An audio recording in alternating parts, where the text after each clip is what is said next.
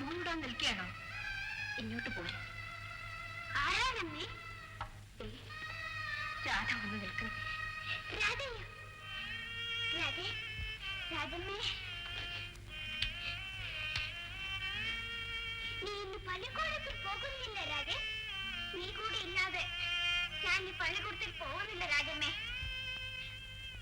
അത് വേണ്ട പോട്ടെ, മോണെങ്കിലും സ്കൂളിൽ പോകണം. രാധ പഠിക്കുന്നത് ഇടുവൻ എന്നെയും പഠിപ്പിക്കണം. പഠിപ്പിക്കുമോ രാധേ? പഠിപ്പിക്ക.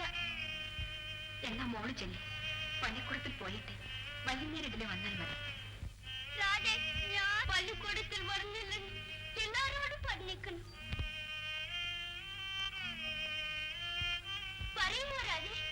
പറയാം. എങ്കിൽ മോൾ പോയിട്ട് വരൂ. നീ പോട്ടെ രാജമ്മേ.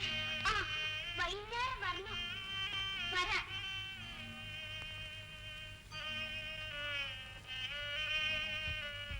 രാജ പോയോ അമ്മേ?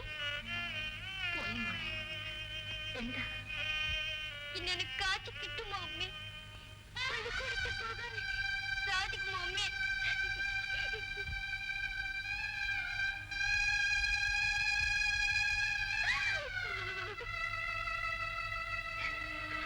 അമ്മ കരഞ്ഞാലോ?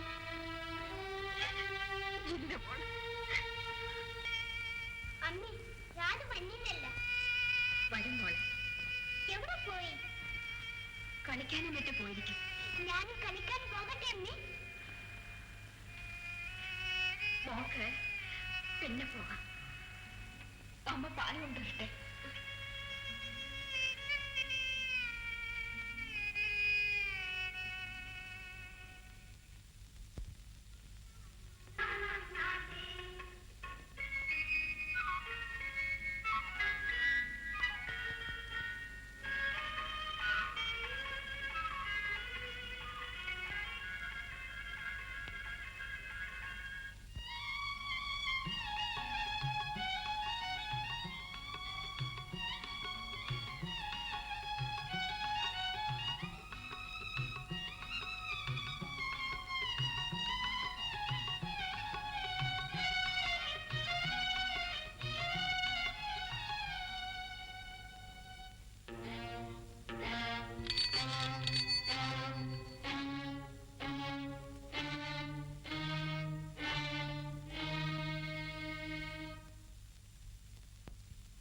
മോളെ, രാജമ്മേ,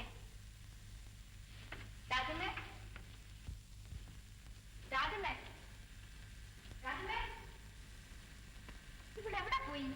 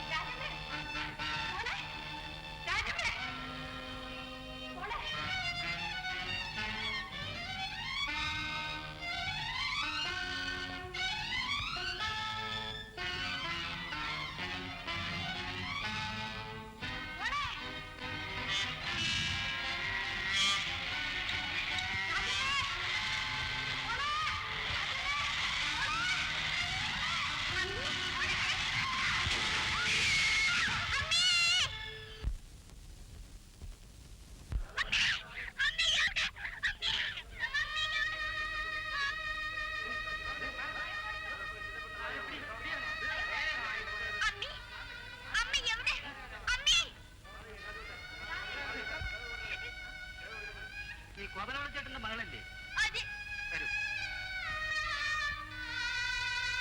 എല്ലാം ഈശ്വര വിധി എന്ന് കരുതി സമാധാനിക്കാതെ ചെയ്യും.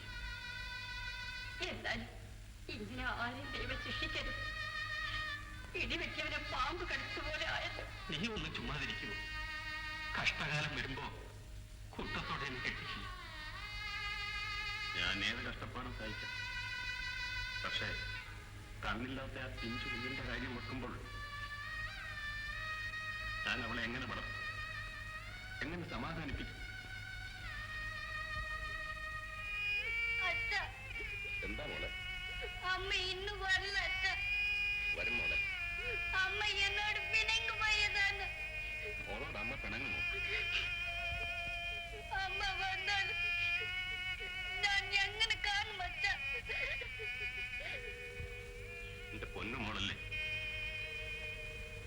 ഒന്ന് കിടന്നുറങ്ങ. അച്ഛനും കിടക്കും.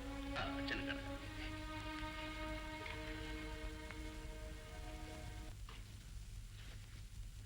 കുഞ്ഞുറങ്ങിയോ ഗോപാലപിള്ളേ? ഒരു വിധത്തിൽ ഉറക്കിയെന്ന് പറഞ്ഞാൽ മതിയല്ലോ രാമനായർ.